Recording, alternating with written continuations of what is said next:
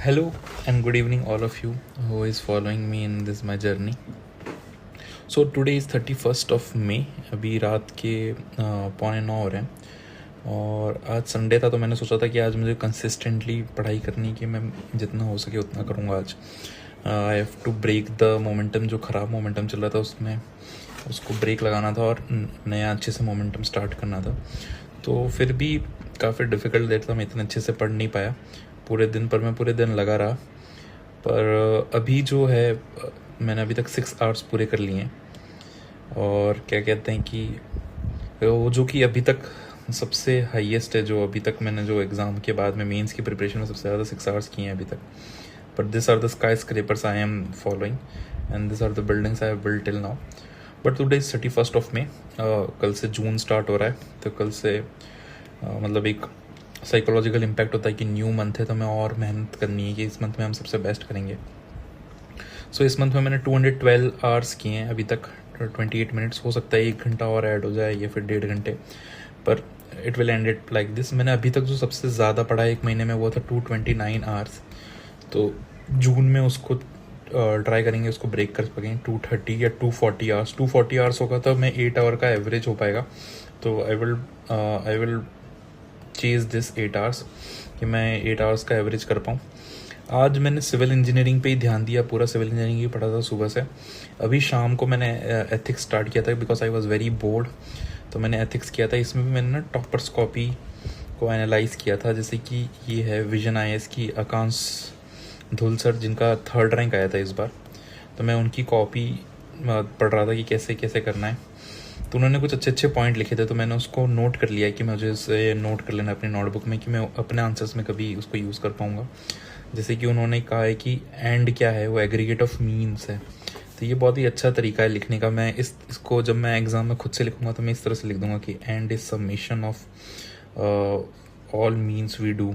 इस तरह से कुछ मतलब फार्मूला टाइप में, या फिर जैसे भी हो ऐसे ऐसे मैंने नोट कर लिए कि कौन से मैं फार्मूलास अपने में, अरे कौन से कोड्स वगैरह मैं जो कर सकता हूँ. जैसे हैना आर्नेट का कोड हम पढ़ते ही हैं, तो इस तरह की चीज़ें मैंने नोट कर ली हैं. डॉक्ट्रिन ऑफ प्रोपोर्शनलिटी को इस वाले क्वेश्चन में कैसे उन्होंने यूज़ किया है. ऐसी सोसाइटल मोरालिटी इवॉल्व होती है, फिर उससे क्या होता है, law of outcome of society निकलता है.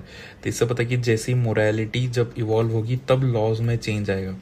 तो ये एक प्रोसेस है. तो ये मुझे ध्यान होता है हम सबको, पर उसको आंसर में भी लिख सकते हैं इस तरह से. ये मुझे नॉलेज हुई. तो मैं ऐसे ही बहुत सारी कॉपीज़ देख रहा था.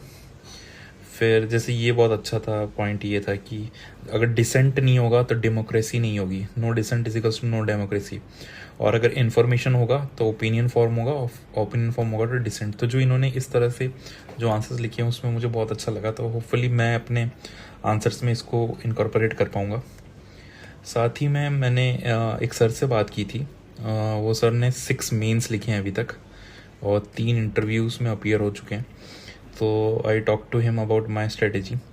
तो वही था ऑप्शनल की स्ट्रेटेजी. जितना भी ऑप्शनल हो पाए पहले तो इसको कंप्लीट करना है, और साथ में एथिक्स पढ़ते रहना है. मतलब एथिक्स है जो मैं पढ़ूंगा साथ में, जिससे कि अगर मैं बोर हो जाऊँ ये ऑप्शनल पढ़ते पढ़ते तो I will start reading this only. तो एथिक्स चलता रहेगा. पर एथिक्स फिर मैंने पेपर वाइज भी डिस्कशन किया कि मुझे किस तरह से अप्रोच करना चाहिए सबको.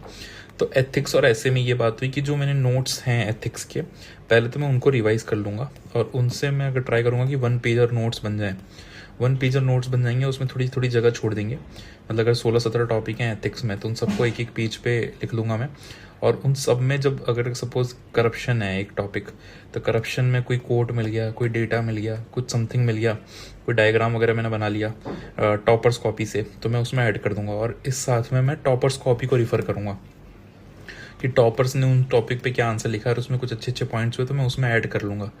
तो इस तरह से मुझे लगता है कि एथिक्स और ऐसे में मुझे दोनों में यही फॉलो कराना है. साथ में ये बात हुई थी कि GS1 और GS2 जो सब्जेक्ट्स हैं, इसमें कुछ सब्जेक्ट्स हैं जिनको मैंने मीन्स पर्सपेक्टिव से नहीं पढ़ा है और उनके नोट्स वगैरह भी नहीं है मेरे पास. जैसे हिस्ट्री के नहीं है, मतलब GS1 के तो पूरे ही हैं, इनकी किसी के नोट्स वगैरह नहीं है मेरे पास में. और GS2 में IR के, सोशल जस्टिस के नहीं है. तो मेरी बात ऐसी हुई थी कि हिस्ट्री, सोशियोलॉजी और जोग्राफ़ी जो है, इनमें मैं क्या करूँगा, जो टेस्ट सीरीज़ होती हैं उनमें हर टेस्ट सीरीज़ में 20 क्वेश्चंस होते हैं. तो ऐसे ही सेक्शनल टेस्ट में तो ऐसे ही 4-5 टेस्ट सीरीज़ लूँगा जिसमें 80 to 100 टॉपिक्स कवर हो जाएंगे आसपास में, हर सब्जेक्ट पे। हिस्ट्री पे हो जाएंगे, ज्योग्राफी पे हो जाएंगे, सोशोलॉजी पे हो जाएंगे, IR, सोशल जस्टिस पे, और इसके साथ में जो PYQs हैं उनके टॉपिक के हो जाएंगे। तो मेरे नोट्स फिर उसी में से होंगे, मैं उसी में हाईलाइट कर लूँगा, और उसमें से कुछ छोटे छोटे नोट्स बनाने होंगे तो मैं उसमें से लिखूँगा। तो इससे क्या होगा कि जो टॉपिक अभी चल रहा है वो टॉपिक चलता रहेगा, और मैं जो भी कंटेंट करूँगा, वो जो मैं टेस्ट सीरीज़ खरीदूँगा उसके अलावा का होगा। कि जैसे कि जो टेस्ट सीरीज़, सपोज मैंने फोरम की टेस्ट सीरीज़ खरीदी है, तो मैं फोरम के क्वेश्चंस नए नए अटेम्प्ट कर पाऊँगा, और ये जो बाकी के जो मैं टेस्ट अवेलेबल होंगे उनके जो एनालिसिस अवेलेबल होगा, मैं उसमें से अपना जो तैयारी करूँगा। So this is it. अभी थोड़ी क्लैरिटी आ रही है कि कैसे कैसे हर पेपर को कैसे कैसे अप्रोच करना है, और मोमेंटम भी धीरे धीरे बिल्ड हो रहा है, तो होपफुली हम और बेटर कर पाएँ। साथ ही में मैंने एक कोट पढ़ा था, तो मैंने सोचा कि मैं आपके साथ शेयर करूं। ये कोट है कि there is no substitute for being strategic.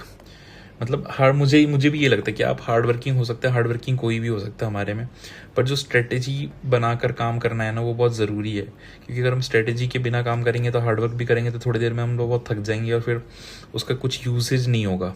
तो मुझे लगता है जो हम फेल होते हैं वो इसी की वजह से फेल होते हैं कि हम उसको स्ट्रेटेजाइज अच्छे से नहीं कर पाए होते हैं। हार्ड वर्क हम सब 19-20 आसपास में करते ही हैं, सबके सब लोग, पर जो स्ट्रेटेजी ज़्यादा अच्छी बनाता है वो ज़्यादा अच्छा परफॉर्म करता है। So there is no substitute for strategic.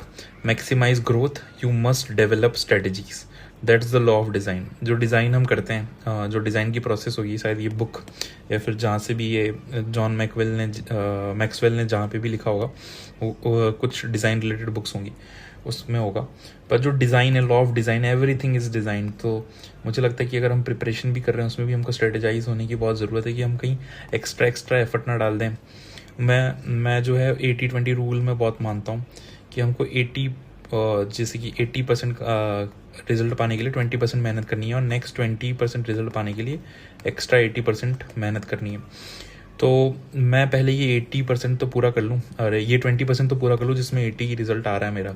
उसके बाद मैं ट्राई करूँगा कि मैं कितना कर पाऊँ।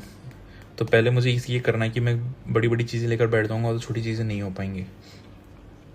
So thank you so much. कल से जून स्टार्ट हो रहा है, कल से एक न्यू बिगनिंग है, पर उसके पहले अभी 9 बज रहे हैं, तो मुझे अभी मेरे पास कुछ टाइम है, मुझे अभी पढ़ना चाहिए और कल सुबह से वापस स्टार्ट करना चाहिए। So hopefully I will do it better. अगर आप भी